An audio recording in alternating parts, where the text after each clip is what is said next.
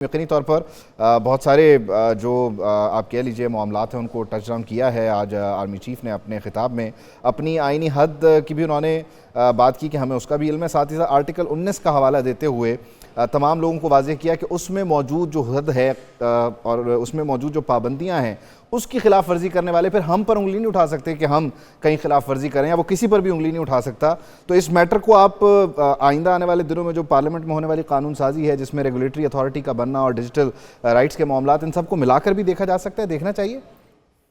نہیں, میرا خیال ہے بالکل آرمی چیف نے جو بات کی ہے وہ ایک ہارڈ لائن آپ کو نظر آ رہی ہے کہ آگے ہوگی, اور انہوں نے کہا کہ تمام اپنی آئینی حدود میں رہیں, ہم اپنی حدود میں ہیں, اور جب وہ بات کرتے ہیں کہ آئین کی خلاف ورزی کرنے والے ہمارے پہ بات نہیں کر سکتے, تو میرا تو خیال یہ ہے کہ نام انہوں نے نہیں لیا, لیکن یہ indirect reference P T I کے اوپر ہے اور اس کے اوپر ان کا جواب آیا. اور یہ جو اتنی چیزیں چل رہی تھیں بڑے دنوں سے کہ اسٹیبلشمنٹ سے بات چیت چل رہی ہے یا نہیں چل رہی, یہ ہو رہا ہے نہیں ہو رہا, میرا خیال ہے اگین ہم اس سے اندازہ لگا سکتے ہیں. میرا خیال ہے کہ یہ ایک شوٹ ڈاؤن کیا ہے اس تاثر کو کہ جو بات چیت چل رہی ہے, ورنہ ایک میوچل کو ایگزسٹنس کی بات ہوتی, کوئی ڈیموکریسی یا جمہوریت کی چیزوں کی بات ہوتی. انہوں نے دو تین باتیں کی, انہوں نے غزہ کی اگزامپل دی, باقی جگہ کی اگزامپلس دی. لائن یہی تھی کہ طاقت جو ہے اور فوج کتنی ضروری ہے ملک کے لیے, کسی بھی ملک کے لیے اور قوم کی حفاظت کے لیے. سو اس کو بھی انہوں نے ایمفسائز کیا ہے. پھر یہ آرٹیکل 19 کا جو ذکر ہے, اس کا مطلب ہے کہ آنے والے دنوں میں مجھے لگ رہا ہے کہ اور سختی ہمیں نظر آئے گی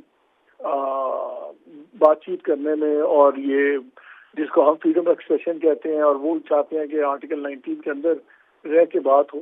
کیونکہ اگر آرٹیکل 19 اگر آپ کے سامنے پڑھا ہو تو اس میں آپ کو یاد ہے کہ آپ کو رائٹ ہے, لیکن اس میں 2-3 قیود ہیں, اور وہ بڑی ویگ قیود ہیں جس میں ڈیفینس, آپ آرم فورسز, جوڈیشری, ان کے اوپر آپ کرٹیسائز نہیں کر سکتے, نیشنل انٹرسٹ ہے.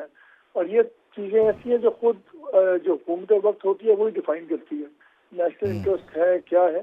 سو مجھے تو آج ان کا جو انڈائریکٹ میسج لگا ہے وہ مجھے زیادہ رویوں کے سخت ہونے کا نظر آ رہا ہے, مجھے اس میں کوئی سافٹنس نظر نہیں آ رہی.